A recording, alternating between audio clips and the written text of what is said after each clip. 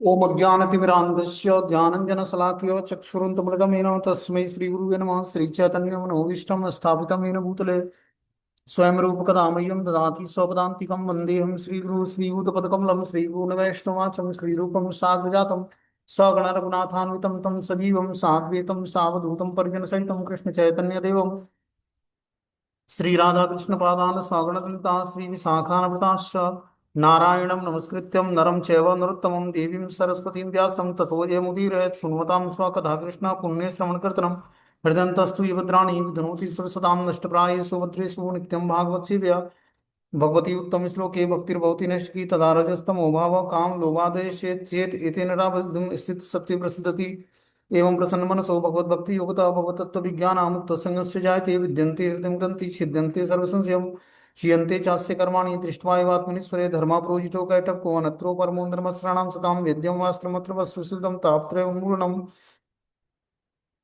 श्रीमद्भागवतम प्रमाणमूलम प्रेमोपमार्थो महान श्री चैतन्य महाप्रभु मतमिदम तत्रादरवनापर हे कृष्ण करुणा सिंधु दीनबंधु जगतपतये गोपेश गोपिका कांत राधा कांत नमस्तुते तप्त कांचन गौरांगे श्री राधे वृंदावनेश्वरी वृषभानुसुते देवी प्रणमामि हरिप्रिये वाञ्छाकल्पतरुभ्यश्च कृपा सिन्धुभ्येव च पतितानां पावनेभ्यो वैष्णवेभ्यो नमो नमः। जय श्री कृष्ण चैतन्य प्रभु नित्यानंद श्री अद्वैत गदाधर श्रीवासादि श्री गौर भक्तवृंद हरे कृष्णा कृष्ण कृष्णा हरे हरे राम राम राम हरे हरे। इसमें आज हम लोग को श्रीमद् भागवतम का स्कंद संख्या 1 अध्याय संख्या 15 और श्लोक संख्या जो है 30 नंबर पढ़ना है। बोलते हैं गीतम भगवताम ज्ञानम यद यद यद तत् संग्रमा मूर्धनि काल कर्मम तमोरुद्धम पुनः गमतम प्रभु। भगवान की लीलाओं तथा कार्यकलापों के कारण तथा उनकी अनुपस्थिति से ऐसा लगा कि अर्जुन भगवान द्वारा दिए गए उपदेशों को भूल गया है, लेकिन वास्तव में बात ऐसी नहीं थी। वह पुनः अपनी इंद्रियों का स्वामी बन गया। तो हम लोगों ने कल जैसी स्टोरी सुनी थी कि सूत गोस्वामी ने कहा कि इस प्रकार भगवान के उपदेश जो अत्यधिक घनिष्ठ मित्र ने में प्रदान किए गए थे, उसके विषय में सोचने में तथा उनके चरण कमलों का चिंतन करने में तल्लीन अर्जुन का मन शांत और समस्त भौतिक कल्मश से रहित हो गया। युधिष्ठिर महाराज ने अर्जुन को भेजा था कि जाकर हस्तिनापुर द्वारका में पता करो, भगवान अब हस्तिनापुर से द्वारका के लिए प्रस्थान कर गए हैं। तो अर्जुन को युधिष्ठिर महाराज ने भेजा था कि आप जाकर देखो कि कृष्ण क्या कर रहे हैं द्वारका में आजकल। तो अर्जुन पहुंचता है द्वारका तो देखता है कि भगवान जो है यदुवंश का विनाश करने के लिए आपस में छोटे यदुओं को बड़े यदुओं से आपस में भिड़ाकर और जो है सबको आपस में भिड़ाकर और एक दूसरे से वो लड़कर और मरने के लिए तैयार हैं। और भगवान धराधाम छोड़कर जा चुके हैं। तो यदुवंश में भगवान यदुवंश में प्रकट हुए थे, तो यदुवंश में आखिर ये क्यों भगवान ने ऐसा किया कि आपस में यदुओं को भिड़ाकर और सबको मृत्यु प्रदान किया? ऐसा क्यों किया? ऐसा इसलिए किया कि वो भगवान के नित्य सिद्ध पार्षद थे सारे। कुछ देवलोक की कन्याएं थी, देवलोक से आए कुछ वासी थे, कुछ भगवान के धाम से आए हुए थे। तो उन सारे को यथास्थान अपने नित्य सेवा में फिर से विराजमान करना था भगवान को। इसलिए भगवान ने क्या किया, आपस में यदुओं को आपस में भिड़ा दिया और वो आपस में भिड़कर एक दूसरे का वध करने लगे। तो अर्जुन ने ये विनाशकारी लीला देखी द्वारका के अंदर और देखा कि भगवान अब द्वारका धाम छोड़कर और अपने नित्य गोलोक धाम चले गए हैं। और इधर युधिष्ठिर महाराज को भी सारे अपशगुन लक्षण दिखने लगे। तो वो अपने छोटे भाई भीम से पूछते हैं कि क्या कारण है कि राज्य में बहुत सारे अपशगुन लक्षण दिख रहे हैं और अर्जुन को गए हुए 7 महीने हो गए और अर्जुन वापस नहीं आया द्वारका से। तब तक कुछ ही देर बाद अर्जुन द्वारका में वापस आ जाते हैं। तो इस पर सूत गोस्वामी ने कहा कि इस प्रकार भगवान के उपदेश जो अत्यधिक घनिष्ठ मित्र में प्रदान किए गए थे, घनिष्ठ मित्रता में प्रदान किए गए थे, उसके विषय में सोचने में तथा उनके चरण कमलों का चिंतन करने में तल्लीन अर्जुन का मन शांत और समस्त भौतिक कल्मश से रहित हो गया। तो अर्जुन जब राज्य में आता है, युधिष्ठिर महाराज को पूछने पर सब कुछ स्थिति बहुत ही बताने का प्रयास करता है, लेकिन उसकी मानसिक स्थिति स्वस्थ नहीं होती है क्योंकि भगवान से उसका मुलाकात नहीं हुआ और भगवान धराधाम छोड़कर चले गए। तो इस प्रकार बता रहे हैं कि जो है भगवान के उपदेश जो अत्यधिक घनिष्ठ मित्रता में प्रदान किया गया था, जो कि अर्जुन भगवान का घनिष्ठ मित्र था, तो भगवान ने दिव्य ज्ञान अर्जुन को प्रदान किया था। ठीक है ना, भगवत गीता का दिव्य ज्ञान। अर्जुन द्वारा भगवान श्री कृष्ण के चरण कमलों का निरंतर स्मरण किए जाने से उसकी भक्ति तेजी से बढ़ गई, जिसके फलस्वरूप उसके विचारों का सारा मैल दूर हो गया। देखो, जब हम श्री कृष्ण के चरण कमलों का निरंतर स्मरण करेंगे और भक्ति में तीव्रता से आगे बढ़ेंगे, तो हमारे विचारों के सारे मैल दूर हो जाएंगे। देखो, हम जो भी हम पूर्व जन्म में जो भी हमारे संस्कार हैं, कर्म है, उसी हिसाब से हमें इस जीवन में पारिवारिक जीवन मिल जाता है, पति पत्नी भाई बहन दोस्त मित्र। ठीक है ना। तो संसार में जो जब तक व्यक्ति जन्म लेता है, जन्म से लेकर मृत्यु तक बहुत सारे लोग उसके जीवन में टकराते हैं। ठीक है। कुछ घटनाएं करते हैं, कुछ शुभ कार्य करते हैं, कुछ अशुभ कार्य करते हैं, कुछ मन को भाने वाला होता है, कुछ मन को भाने वाला नहीं होता है। तो इस परिस्थिति में हम क्या करें? उन बातों को कब तक स्मरण रखेंगे, और उसको स्मरण करने से मिलना क्या है? पहले तो शुभ या अशुभ घटना जो भी होती है, उसके कारण हम हैं। हमारे जीवन में जो भी घटनाएं होती हैं, उसका कारण कोई दूसरा नहीं है। और भगवान ने मेथड क्या बताया है इस कर्मों से छुटकारा प्राप्त करने के लिए? आपको क्या करना पड़ेगा कि भगवान का तीव्रता से भजन करते हुए, अपने पाप कर्मों को झेलते हुए उसका प्रायश्चित करना पड़ेगा। उसको सबसे बताना नहीं होगा। जो भी हमें जीवन में हमारे कष्ट आता है, उस कष्टों को खुद ही बर्दाश्त करते हुए और भगवान की तीव्रता से भक्ति में जुड़कर और उस कर्मों का प्रायश्चित करना पड़ेगा। तब आपको उस कर्मों से छुटकारा प्राप्त करोगे। उस तरह नहीं मिलेगा। आप अगर जो अगला व्यक्ति आपको प्रताड़ित करता है, आप उसको दो चार लोगों से बताते हो, फिर से एक नया कर्म जनरेट होगा, फिर से वो व्यक्ति आपके जीवन में आ जाएगा। कर्मों की गति बहुत ही खतरनाक है। इस कर्मों की गति से बच पाना बहुत मुश्किल कार्य है। और मनुष्य जीवन में हर एक कर्मों का रिएक्शन जनरेट होता है। जैसे ही व्यक्ति कर्म करता है, वैसे ही उसको रिएक्शन लगता है। इसीलिए ये ऐसा एक प्लेटफॉर्म है जहां से आप भक्ति करके भगवान को प्राप्त कर सकते हैं, जहां से अपनी चेतना को नीचे गिराकर और निम्न लोकों को जा सकते हैं। इसलिए बहुत ही सावधानी पूर्वक हमें ये जीवन गुजारना है। और खासकर जीवन के अंत में जब व्यक्ति 50 साल से ऊपर हो जाए, 45-50 से ऊपर हो जाए, तो उसको क्या करना चाहिए? एकाग्रता पूर्वक रहना चाहिए। पारिवारिक जीवन से थोड़ा सा वैराग्य लेना चाहिए। वानप्रस्थ अवस्था धारण करनी चाहिए। वानप्रस्थ मतलब पारिवारिक जीवन से थोड़ा सा निवृत्त हो जाए। पारिवारिक मैटर में हम ज्यादा इंटरफेयर न करें, बच्चों के या माता पिता के या चाहे जो भी है, पति पत्नी आपस में जो है बहुत ही सेपरेट हो जाएं। और उनका आपसी जो शारीरिक संबंध, चाहे शारीरिक लगाव है, उससे वो ऊपर उठकर आध्यात्म के रास्ते पर अपनी चेतना को स्थिर करें।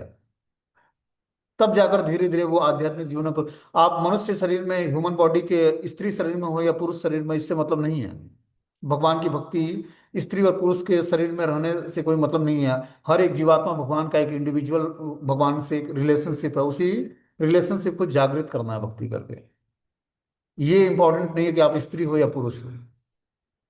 इस भौतिक संसार में सब भगवान की भोग्य वस्तुएं, चाहे वो स्त्री हो या पुरुष। हमारी दृष्टि में वो स्त्री पुरुष हैं, लेकिन भगवान की दृष्टि में क्या है? हर एक जीवात्मा भगवान का नित्य दास है। वो ये डिफरेंशिएट नहीं करते ये स्त्री या पुरुष है।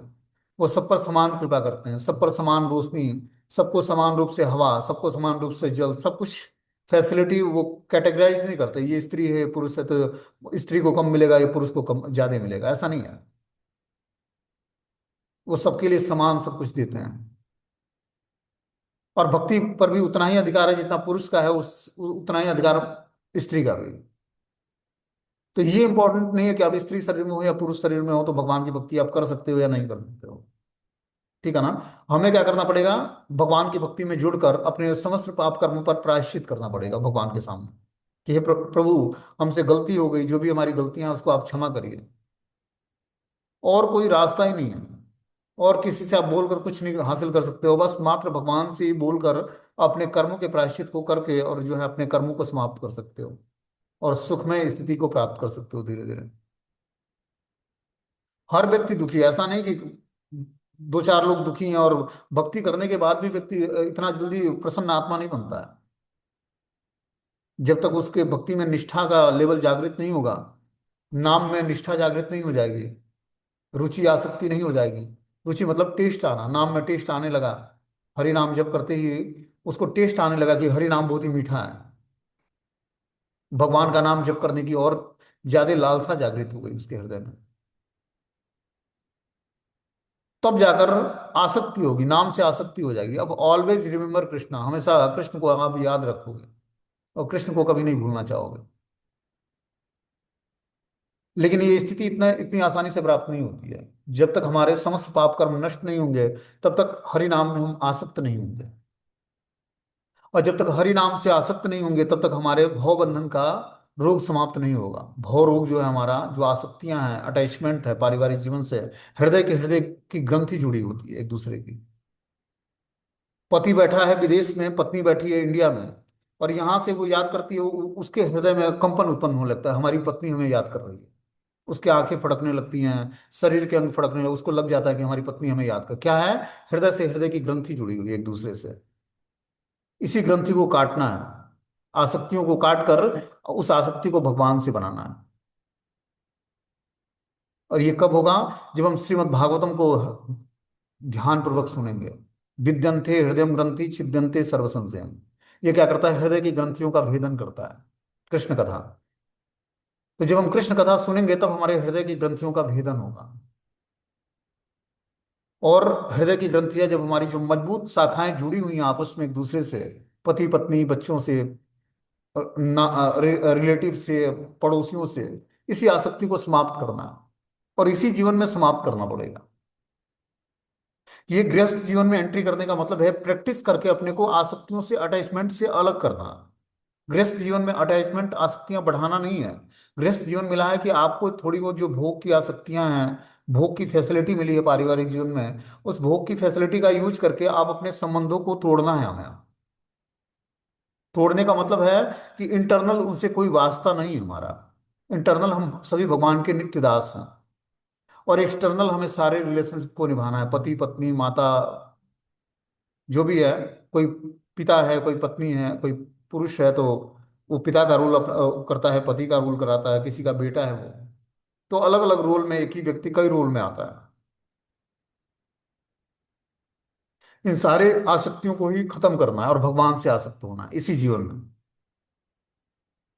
क्योंकि जीवन के अंत में जो आसक्तियां हमारी बनी रहेंगी, उन्हीं आसक्तियों के भरोसे हमारा फिर अगला जीवन निर्धारित हो जाएगा। और इस जीवन में अगर जो हम भगवान से आसक्त हो जाएंगे, तो भगवत धाम की प्राप्ति हो जाएगी, भगवान की सेवा मिल जाएगी, जो कि मनुष्य जीवन की सार्थकता है। ये भक्ति करने का उद्देश्य क्या है? हर कोई कार्य करता है मनुष्य जीवन में तो कुछ उद्देश्य लेकर करता है। धन कमाने का उद्देश्य होता है कि सुख सुविधाएं इकट्ठा करना, बीवी बच्चों का पालन पोषण करना, इसलिए तो व्यक्ति धन कमाता है। पढ़ाई का उद्देश्य क्या होता है? जॉब करना। विवाह का उद्देश्य होता है इंजॉयमेंट करना या संतति पैदा करना। तो हर एक कार्य का एक उद्देश्य है। उसी तरह भक्ति का भी एक उद्देश्य है। भक्ति का उद्देश्य क्या है? भगवान की प्रेममय सेवा को प्राप्त कर लेना, भगवान के धाम को प्राप्त कर लेना। नॉर्मल व्यक्ति भी इस भौतिक संसार में कार्य करता है, और हम सभी भक्त लोग भी करते हैं। लेकिन डिफरेंस क्या है दोनों में? एक कृष्ण की प्रसन्नता के लिए कार्य करता है, एक अपनी प्रसन्नता, अपनी इंद्रियों को सेटिस्फाई करने के लिए करता है। तो जो अपनी इंद्रियों को सेटिस्फाई करने के लिए कार्य किया जाता है, उसको काम बोलते हैं, कामनाओं की पूर्ति बोलते हैं। और जो कृष्ण की इच्छाओं को तृप्त करने के लिए होता है, वो क्या होता है? वो भगवान को प्रसन्न करने के लिए होता है। जो कार्य भगवान की प्रसन्नता के लिए करते हैं, वो मुक्त जीवात्मा धीरे धीरे मुक्ति के पाथ पर आगे बढ़ता है। और जो अपनी इंद्रियों को सेटिस्फाई करने के लिए जो कार्य किया जाता है, वो बंधनकारी होता है। इसीलिए हमें क्या करना है? हर कार्य कृष्ण की प्रसन्नता के लिए करना है। ये हम कैसे सीख पाएंगे? भगवत गीता के माध्यम से सीख पाएंगे कि हम हर कार्य भगवान की प्रसन्नता के लिए कैसे करें।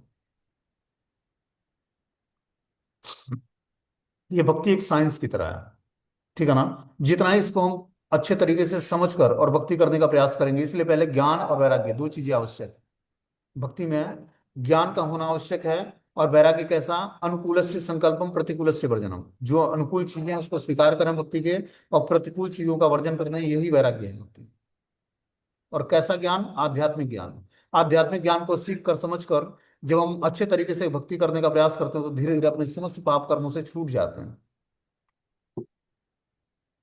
लेकिन ज्ञान का सही उपयोग करना है। यह आध्यात्मिक ज्ञान का दो उपयोग है। एक तो किसी को नुकसान पहुंचाना, और दूसरा है आध्यात्मिक ज्ञान को अपने ऊपर अप्लाई करके और अपने को भक्ति में प्रोग्रेस दिलाना। यही ज्ञान आप तामसिक मनोवृत्ति में अपनाओगे, तो ये ज्ञान नुकसानदायक होगा। जैसे देखते हैं, हिरण्यकश्यपु को ज्ञान कम नहीं था। जब वो हिरणाक्ष मारा गया, तो अपनी पुत्र वधू को उसने ये मतलब भाई की पत्नी को उसने यही ज्ञान दिया, भगवत गीता का ज्ञान। लेकिन उस ज्ञान का सही उपयोग नहीं किया उसने। ज्ञान वही था, आध्यात्मिक ज्ञान ही, लेकिन अपने जीवन में अप्लाई नहीं किया उसने। किसके लिए किया? भगवान को मारने के लिए किया, कि मैं विष्णु का वध करूंगा। तो डिपेंड करता है कि हम आध्यात्मिक ज्ञान सीख कर अपने जीवन में पॉजिटिव वे में कितना अप्लाई करते हैं। आध्यात्मिक एक्टिविटी करते हुए जो हमें आध्यात्मिक एक्टिविटी करते हुए हमारी जो संकल्पों में दृढ़ता आती है, उस दृढ़ता का हम उपयोग क्या हम किसी का मंगल और कल्याण के लिए करते हैं या किसी को नुकसान पहुंचाने के लिए करते हैं? वाणी में परफेक्शन आती है जब आप हरे कृष्ण मंत्र का जाप करते हो, तो धीरे धीरे वाणी जो है पवित्र हो जाती जी है। मैं ज्ञानी में करता था पहले। तो ज्ञानी में करता था। हरे कृष्णा। बहुत टाइम हो गया वो करते हुए, क्या मैं इंटरेस्ट में ज्ञानी में बहुत जगह कर रहा है जॉब पे लेना पड़ता है। तो वाणी की जो पवित्रता होती है, उससे उस पवित्रता का उपयोग हम किसी को आशीर्वाद या श्राप देने में नहीं करना है। उससे क्या करना है? लोगों के मंगल के लिए भगवान से प्रार्थना करना। न ही किसी को आशीर्वाद देना है, न ही किसी को श्राप देना। इस आशीर्वाद और श्राप से, दोनों से क्या होता है? व्यक्ति की भक्ति नष्ट होती है। इसलिए हमें क्या करना है? हर समय भगवान से प्रार्थना करनी है दूसरों के मंगल और कल्याण के लिए। भक्ति करने का मतलब है कि अपना कल्याण तो हो ही, साथ में पूरे विश्व का कल्याण हो। इसके लिए भगवान से प्रार्थना करनी है। आगे इसमें बता रहे हैं कि जो है, भगवान की लीलाओं तथा कार्यकलापों के कारण और उनकी अनुपस्थिति से ऐसा लगा कि अर्जुन भगवान के द्वारा दिए गए उपदेशों को भूल गया है। लेकिन वास्तव में बात ऐसी नहीं थी, वह पुनः अपनी इंद्रियों का स्वामी बन गया। तो भगवान अब धराधाम छोड़कर चले गए हैं, लीलाओं का संवरण कर लिया, मतलब लीलाओं को समाप्त कर लिया है। तो भगवान की लीलाओं तथा कार्यकलापों के कारण उनकी अनुपस्थिति से ऐसा लगा कि अर्जुन भगवान के द्वारा दिए गए उपदेशों को भूल गया है, कि भगवान अब धराधाम छोड़कर चले गए हैं। तो ऐसा लगा कि अर्जुन अब भगवान के द्वारा दिए गए उपदेशों को भूल गया है। लेकिन वास्तव में ऐसी बात नहीं थी, वह पुनः अपनी इंद्रियों का स्वामी बन गया। देखो, इंद्रियों का दास बनना और इंद्रियों का स्वामी बनना, जब तक हम इंद्रियों का दास बने रहेंगे, तब तक जो है हम भक्ति में प्रोग्रेस नहीं करेंगे। और इंद्रियों का दास बनने और इंद्रियों का स्वामी बनने का क्या मतलब है? कि भोग की सुविधाएं होते हुए भी उसको भोगने की इच्छा ना हो। सामने सुंदर व्यंजन परोसा गया हो और आपको खाने की इच्छा ना हो। ठीक है ना? आपने जीवा को इतना कंट्रोल कर लिया कि सामने भोजन उपस्थित है अच्छे अच्छे, उसमें से ऐसी चीजें खाए कि जो कभी जीवा को सेटिस्फेक्शन ना दे। मतलब स्वेच्छा से हमें कुछ तपस्याएं करनी पड़ेंगी पारिवारिक जीवन में। जो सुंदर पहनने, सुंदर खाने, लग्जरियस लाइफ जीने की आदत है, उसको छोड़ना पड़ेगा स्वेच्छा से। ये शरीर एक इंस्ट्रूमेंट की तरह है, इसको जितना ही आप तपाओगे उतना ही ये एनर्जी टेक बनेगा, उतना ही ये एनर्जी देगा आपको। क्या करने के लिए? आध्यात्म के रास्ते पर आगे बढ़ने के लिए। और जितना ही इसको कंफर्ट वातावरण दोगे, उतना ही ये कंडीशनिंग होता जाएगा, हर समय कुछ ना कुछ खोजेगा। और कंडीशनिंग होने का मतलब है कि हम मन बुद्धि के द्वारा, हमारा जो है ऐसा साइकोलॉजिकल इफेक्ट आता है उससे, कि आपको भक्ति करने की इच्छा ही जागृत नहीं होगी। जैसे मान लो कि निर्जला एकादशी व्रत रखता है कोई व्यक्ति, तो कई निर्जला एकादशी व्रत रखा हो, उसने एयर कंडीशन में जाकर पूरे दिन अपना 24 घंटा गुजारा, नाम जप किया, चाहे जो भी किया, लेकिन एयर कंडीशन था उसके घर में तो उसने व्रत रख लिया। अब मान लो किसी दिन सिचुएशन ऐसा आता है कि निर्जला एकादशी और एयर कंडीशन नहीं है, तो दिन भर उसको साइकोलॉजिकल बीमारी लग जाएगी कि आज एयर कंडीशन नहीं है, मैं निर्जला नहीं रख पाऊंगा, और वो नहीं रख पाएगा। इसलिए अपने मन बुद्धि को कंडीशन के अगेंस्ट अप्लाई नहीं करना है। कोई शर्त के बदौलत भक्ति नहीं होती है। भक्ति बोलते हैं दुख, क्या बताया भगवान ने कि सुख दुखे समय कृत्वा लाभा लाभो जय जयो ततो युद्धाय यस्य नयो पापम वाप्स्यति। कि सुख दुख समय कृत्वा, सुख और दुख में समान समान, लाभ हानि जीवन मरण, यश अपयश जो भी है, उसमें समान स्थिति को प्राप्त करो अर्जुन। तो कैसे समान स्थिति प्राप्त करेंगे? जब हम स्वेच्छा से हर चीजों को निग्लेक्ट करेंगे जो सुविधाएं हैं हमारे जीवन में।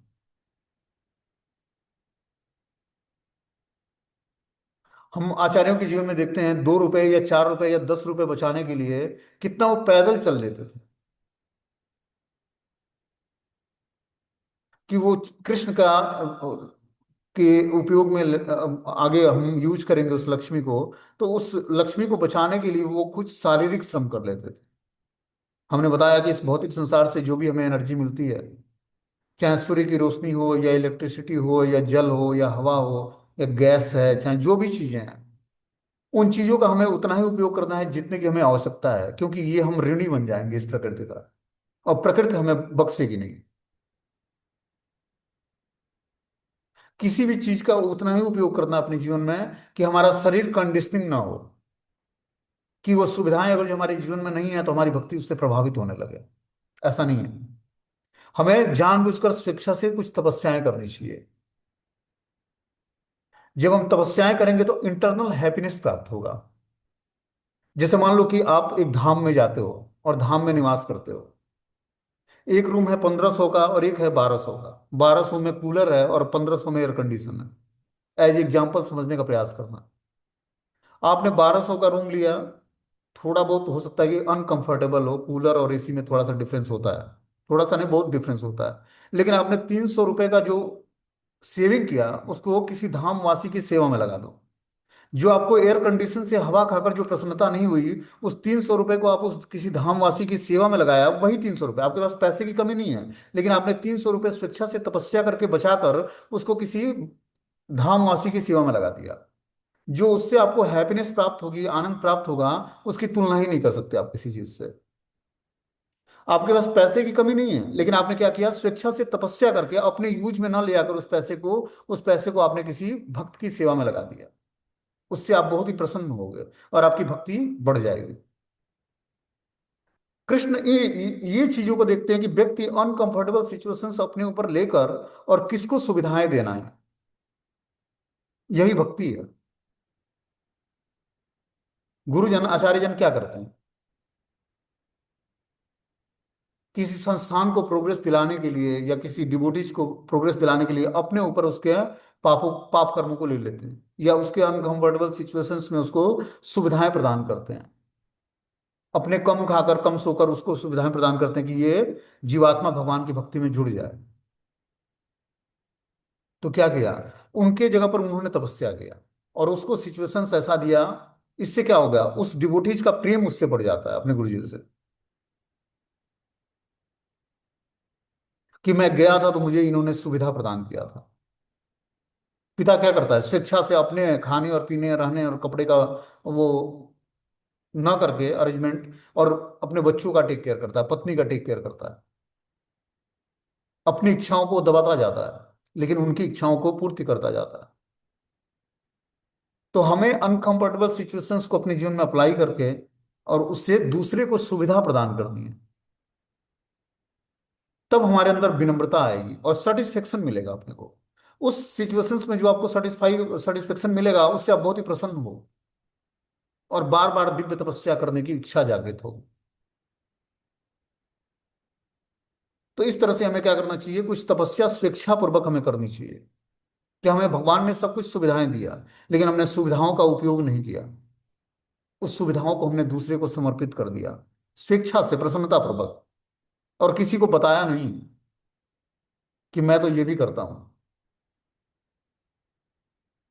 तब जाकर भगवान बहुत ही प्रसन्न होते हैं उस जीवात्मा से।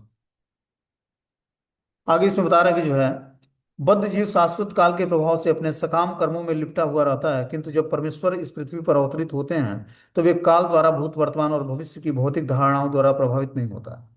देखो, भक्ति बहुत ही सूक्ष्म विज्ञान है और हर एक कदम पर भगवान के द्वारा हमारा एग्जाम है। समझ रहे बात को। भगवान कभी सुविधाएं देकर आपको चेक करते हैं, कभी सुविधाएं छीन कर आपको चेक करते हैं। आज सुविधाएं उन्होंने दिया और कल सुविधाएं छीन कर आपको चेक करेंगे कि इस सिचुएशंस में इसका क्या रिएक्ट है। आपको हर सिचुएशंस में अपने को तैयार रखना पड़ेगा। कभी भगवान झोपड़ी प्रदान करते हैं और कभी महल में रख देते हैं अपने भक्तों को। और दोनों सिचुएशंस में चेक करते हैं। बलि महाराज के साथ क्या हुआ, भगवान ने एक बार पूरा विश्व का चक्रवर्ती सम्राट बना दिया और एक बार रोड पर ले आ दिया उनको। दोनों सिचुएशंस में बलि महाराज हारे नहीं भगवान से, और भगवान को से ब्लेम नहीं किया कि आपने हमारे साथ ऐसा क्यों किया। हर सिचुएशंस में भगवान ने बलि महाराज ने उनको ग्लोरीफाई किया और क्या बने, महाजन बने। 12 महाजनों में उनका नाम है। तो श्रेष्ठ भक्त बनने के लिए श्रेष्ठ तपस्या करनी पड़ेगी। कृष्ण को इतना आसानी से व्यक्ति प्रसन्न नहीं कर सकता है। हर एक कदम भगवान के द्वारा हमारा एग्जाम है। हर एक डिवोटी हमारे जीवन में जो आता है हमारा गुरु है। उसको गुरु के रूप में स्वीकार करना है। शिष्य रूप में नहीं कि मैं पढ़ाता हूँ ये। सब हमारे गुरु हैं, गुरु के द्वारा भेजे हुए, हमारे शुद्धिकरण के लिए हैं ये सारे। ये हमें शुद्ध करेंगे, हमें सहनशीलता प्रदान करेंगे। इस भाव से हमें लोगों से डीलिंग करनी है आध्यात्मिक जीवन में। अपनी भावनाओं को, अपनी इच्छाओं को हमें चेंज करना है। भौतिकतावादी व्यक्ति में और भक्तों में अंतर क्या है? आप एक भौतिकतावादी व्यक्ति के सीट पर बैठ जाओ, रिजर्वेशन सीट हो, उसके सीट पर जाकर बैठ जाओ, तुरंत खड़ा कर देगा, गाली दीजिएगा और मारेगा, ये सीट हमारा है। भक्त लोग रिक्वेस्ट करते हैं, ठीक है आप बैठ जाइए लेकिन हमें सोने दीजिए, सीट हमने रिजर्व कराया तो आप बैठ जाइए थोड़ी देर, लेकिन आप हमें सोने दीजिए। तो रिक्वेस्टेड मूड में एक भक्त ने बोला। और दूसरा भौतिकतावादी व्यक्ति, बिल्कुल उसको कुछ लेना ही देना नहीं है, जैसे उसने सीट खरीद रखा हो, और वास्तव में खरीद रखा है। लेकिन एक होता है कि इंसानियत के नाते कुछ उसका भी फर्ज बनता है कि अगले व्यक्ति को हमें कुछ कंफर्ट देना चाहिए, ये परेशान होता। तो हमें हर सिचुएशंस में दूसरे की बातों को बहुत ही टेक केयर करेंगे, तब हमारी, देखो, किसी भी चीज का उद्देश्य क्या है, कि हमारे हर एक एक्टिविटी का उद्देश्य है कि भगवान की भक्ति में ग्रोथ करना। समझ रहे बात को?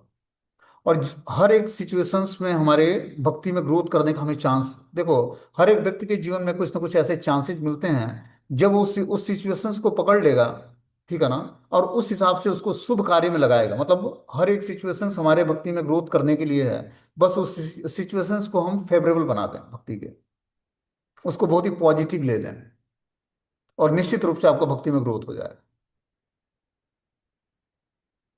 हर एक भक्त हमारे जीवन में हो सकता है कि वो हमारा इंटरनल उससे अच्छा रिलेशनशिप ना हो, लेकिन उसको बहुत ही पॉजिटिव लेना है। जैसे पॉजिटिव लेना शुरू करोगे सारे डिवोटीज को, सारे सिचुएशंस को, सारे टाइम को, आप देखोगे कि भक्ति में ऐसे स्मूथ आपको वे मिल जाएगा, आप समस्त ईर्ष्या द्वेष से मुक्त हो जाओगे। बहुत ही सटल रूप से ये काम, क्रोध, लोभ, मद, मात्सर्य, ईर्ष्या, ये बहुत ही सटल रूप से कार्य करते हैं व्यक्ति के हृदय में, बहुत ही सूक्ष्म रूप से छिपे होते हैं।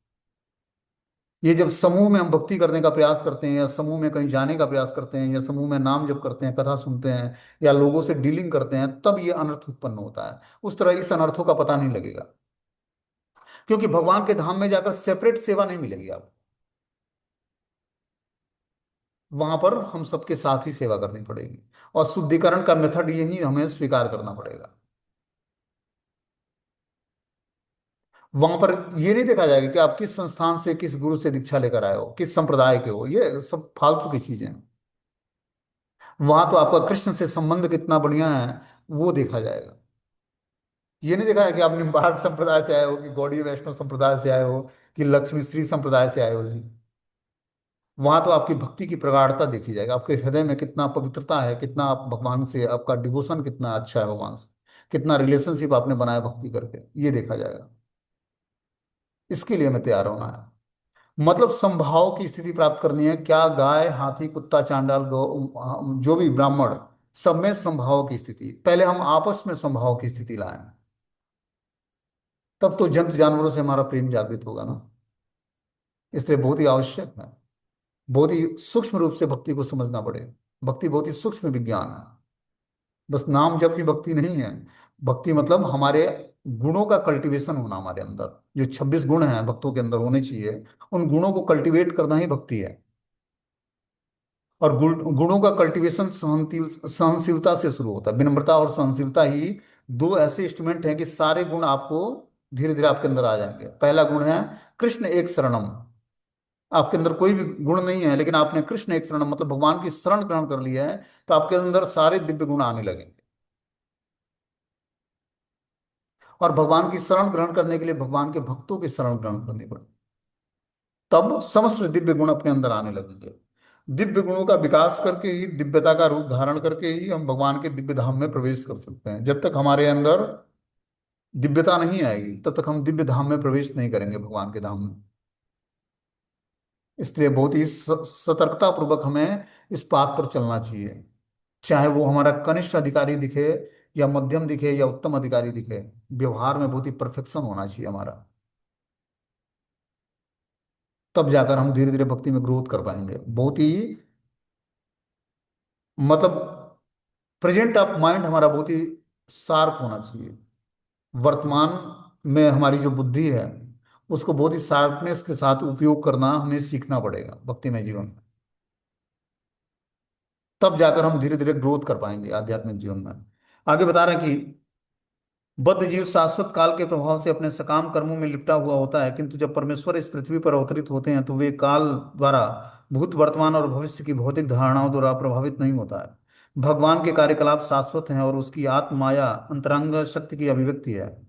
भगवान की सारी लीलाएं या कार्यकलाप आध्यात्मिक है, किंतु अबुझ लोगों को ये भौतिक कार्यकलाप जैसे दिखते हैं। ऐसा लगता है कि अर्जुन तथा भगवान कृष्ण दूसरे पक्ष की तरह युद्ध में लगे हुए थे, किंतु वास्तव में भगवान अपने अवतार के उद्देश्य को तथा अपने शाश्वत सखा अर्जुन की संगति को पूरा कर रहे थे।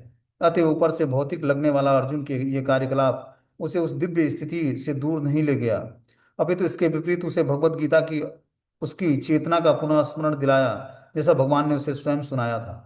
चेतना की यह पुनर्जागृति का आश्वासन भगवान के भगवत गीता में इस प्रकार दिया गया है कि मन मना भव मद भक्ता मद्याजीमा नमस्कुरु ममे वैश्यत्य सत्य ते प्रतिजानी प्रियोसि में। तो बता रहे हैं यहाँ पर कि बद्ध जीव शाश्वत काल के प्रभाव से अपने सकाम कर्मों में लिपटा होता है। शाश्वत काल के प्रभाव से वो सकाम कर्मों में लिपटा होता है, किंतु जब परमेश्वर इस पृथ्वी पर अवतरित होते हैं तो काल द्वारा भूत वर्तमान और भविष्य की भौतिक धारणाओं द्वारा प्रभावित नहीं होता है। भगवान के कार्यकलाप शाश्वत हैं और उस उनकी आत्म माया या अंतरंग शक्ति की अभिव्यक्ति हैं। भगवान की सारी लीलाएं या कार्यकलाप आध्यात्मिक हैं, किंतु अबुझ लोगों को ये भौतिक कार्यकलाप जैसे लगते हैं। जैसे भगवान इस धराधाम पर मनुष्य रूप में अवतरित होते हैं तो साधारण व्यक्ति उनके कार्यकलापों को नहीं समझ सकता है।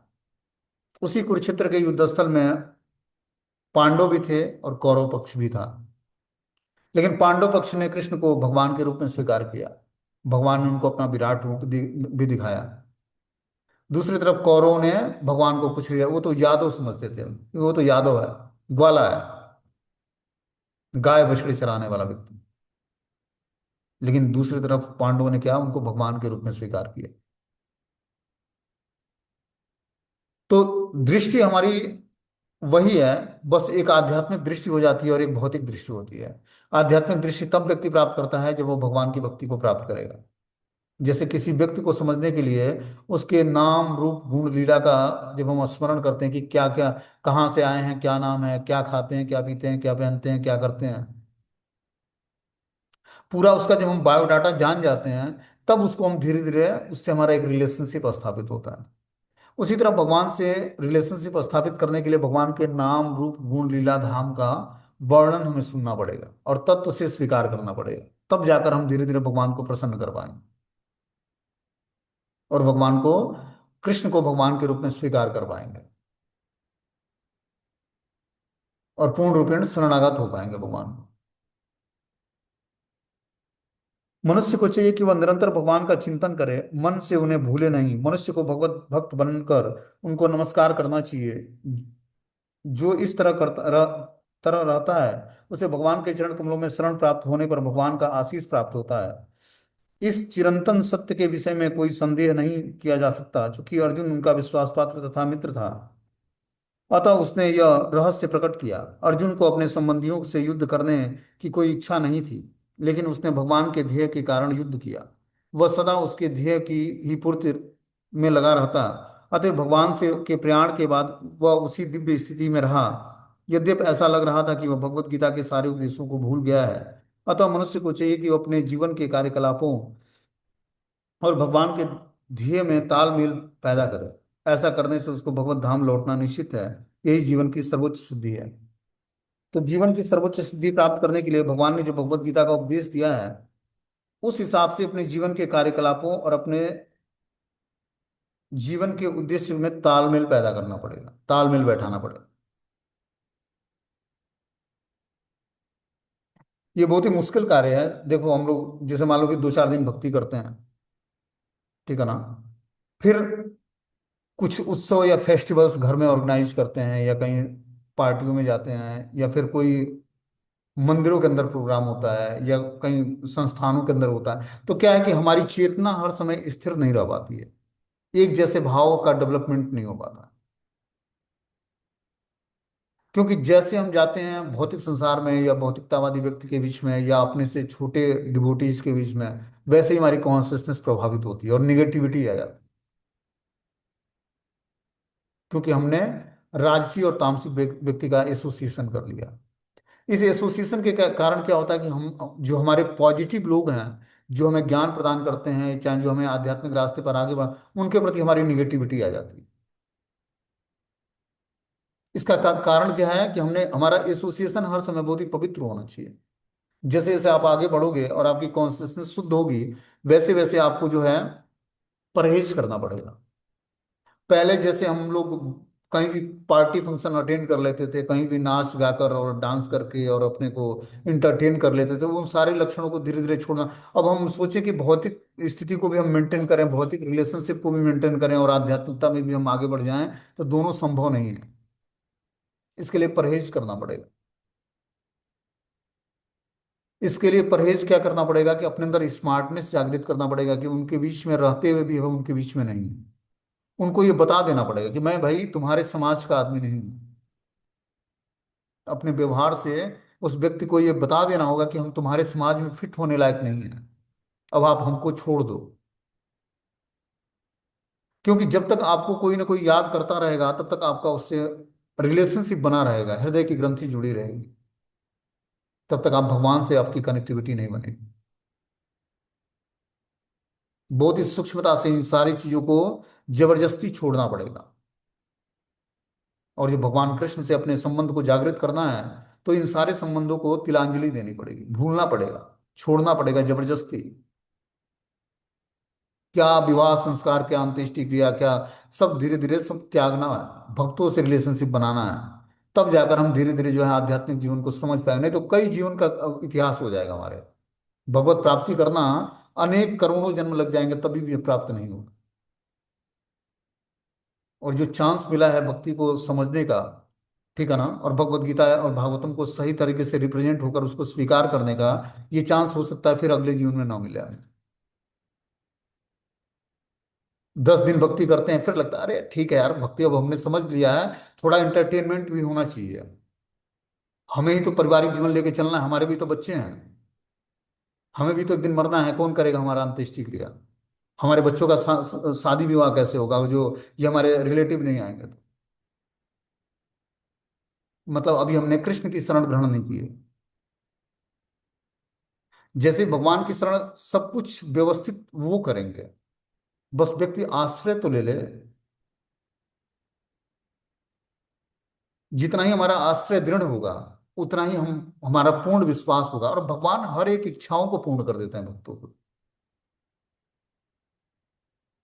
आपको विश्वास ही नहीं होगा कि कैसे भगवान इच्छाओं को पूर्ण करते हैं। अभी एक